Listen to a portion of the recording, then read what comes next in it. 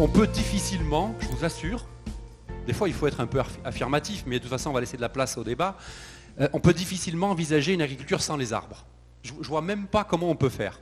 Mais l'arbre comme maillon important, voire essentiel de la boucle de la fertilité. Je n'ai pas dit que l'arbre allait tout faire. Je dis juste que faire l'agriculture sans les arbres aujourd'hui, d'un point de vue climatique, sur la question de la biodiversité, des paysages, du sol, de l'eau, ça me paraît assez difficile. J'oublie pas de rappeler qu'un arbre, ça pousse avec rien. Ni engrais, ni compost, ni eau, ni binage, ni sarclage, ni labourage. N'est-ce pas, chers amis? Ça pousse avec rien et ça produit tout. Ça nous permet déjà de relativiser une notion qui est complètement fausse, qui dit qu'on est dans un monde fini. On n'est pas du tout dans un monde fini. On est dans un monde qui n'est pas utilisé. On est dans un monde marron. Et ça, c'est absolument catastrophique. La productivité, ce n'est pas un sujet tabou. La forêt est hyper productive. Vous rentrez dans une forêt au mois d'août, vous y trouvez de la biodiversité, de l'eau, des champignons, des animaux, de la biomasse, de la vie. Vous rentrez dans un champ de blé qui a été récolté au mois de juillet, en bio ou en conventionnel, au mois d'août, vous y trouvez un sol sec mort. Et en plus, on l'a déchaumé. On ne sait même pas pourquoi, mais on déchaume. Donc on remet le sol à nu. Donc je vais mettre un peu les pieds dans le plat, n'est-ce pas? Régis l'a dit, hein, tout se passait en cuisine et autour de la table, et c'est vrai. Moi, mes collègues me disent, tu es toujours au resto. Je dis, heureusement, c'est là que ça se passe. Et surtout quand on mange des produits agroforestiers, parce que là, je peux vous dire qu'il y a une sacrée différence. Alors, je vais mettre un peu les pieds dans le plat, puisque le débat est important, et il est peu souvent posé. Alors, pour que les choses soient bien claires, je suis un éminent défenseur de l'agriculture biologique.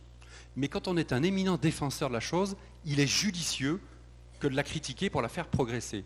Je suis né dans une ferme en bio, en permaculture, sur 20 hectares, et j'ai, comme tout le monde, bousillé des sols. Je les ai explosés. Avec mon frère, on se battait quand le premier 4 roues motrices, je ne sais pas si vous savez ce que c'est qu'un 4 roues motrices, mais enfin on en voit beaucoup en ville des 4 roues motrices, ceci étant maintenant. Le truc pour monter sur les trottoirs, vous savez. Quand le premier 4 roues motrices est arrivé, on se battait la nuit pour le conduire, tellement c'était jubilatoire. On a bousillé des sols et fusillé. Mes parents ont commencé la bio en 69, font partie des fondateurs de Nature et Progrès. On connaît ça un peu. Sauf qu'aujourd'hui, quand vous mangez bio, local et de saison, il vous manque l'essentiel. J'étais dans un super hôtel cette nuit. Ce matin, j'ai eu un petit-déj bio, local et de saison. Sauf qu'il manque l'essentiel. La bio, locale et de saison, ce n'est pas du tout bon pour le climat, ce n'est pas du tout bon pour la biodiversité, ce n'est pas du tout bon pour l'eau, ce n'est pas du tout bon pour l'environnement. Dans 90% des cas. Et oui, parce qu'on est obligé de travailler les sols et on laisse les sols nus en France 130 jours par an. C'est absolument dramatique. Ça veut dire quoi? Prenons un exemple simple. Vous mangez une tomate bio locale de saison qui est dans un sol qui a été travaillé, qui a été laissé nu. C'est un sol qui est limite stérile. On a parlé des acides aminés, on a parlé des mycorhizes, et vous y mettez une poignée de compost. Cette tomate, elle va se nourrir de la flotte et de la poignée de compost que vous lui avez mis. Je ne suis pas sûr qu'elle soit bonne à la santé. Je ne suis pas du tout sûr. Et si on en cherche la valeur nutritive, je ne vois pas trop ce qu'il y a dedans d'intéressant. Quand on voit que le compost est un des principaux polluants, on parle d'agriculture bio aujourd'hui, le compost, ça sert strictement à rien. Et tout est basé là-dessus. Alors aujourd'hui, on fait des buttes, on enterre du bois, on met du compost. C'est bien, hein? Sauf le compost, ça dérègle l'activité et la vie du sol. Le compost, c'est un gaz à effet de serre énorme puisqu'on met de la matière à chauffer en température et on perd 50% de sa masse volumique. On détruit la plupart des éléments nutritifs, etc., etc. Donc on fait une agriculture biologique, oui, mais qui est vraiment logique jusqu'au bout. C'est-à-dire qu'on couvre tout le temps les sols, on met des arbres autour, et on met des tomates pas loin des arbres. Et ces arbres, on les taille. Et l'engrais vert dont on a beaucoup parlé, ou la plante légumineuse, on la couche, on récolte le grain éventuellement, et on repique notre tomate dedans. Éventuellement, on rajoute un peu de paillage, un peu de bois broyé. Regardez d'ailleurs, si ça vous intéresse, les travaux les plus intéressants pour le maraîchage, puisqu'on parle beaucoup de permaculture, c'est les travaux de maraîchage sur sol vivant, qui sont très bien renseignés, où les agriculteurs se forment aujourd'hui sur YouTube. Donc, on est en train, pour que les choses soient bien claires, de créer une gamme, une marque de produits biologiques, agroécologiques.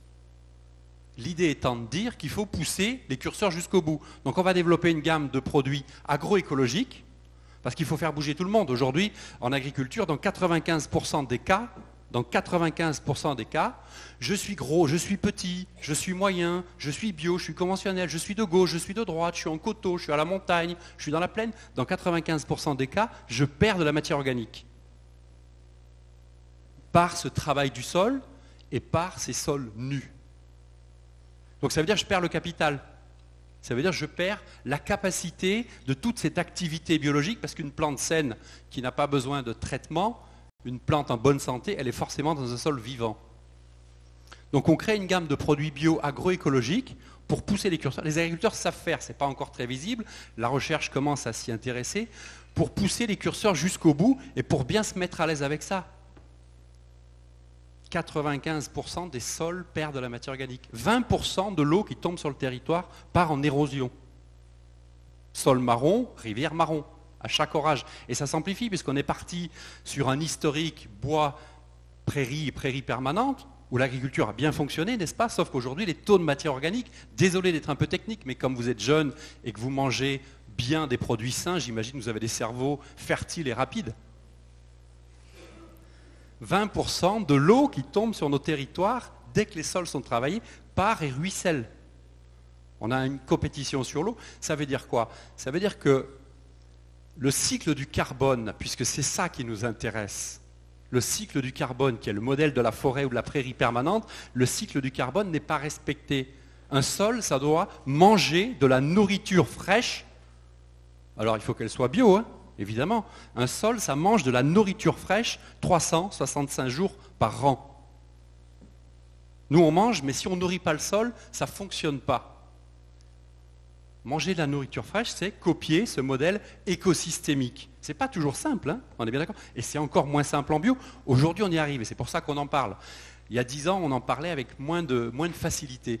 Aujourd'hui, on y arrive. Et la règle, elle est là. Donc, on va stocker durablement du carbone dans les sols. Le carbone, c'est un cycle premier. C'est lui qui détermine le cycle de l'eau.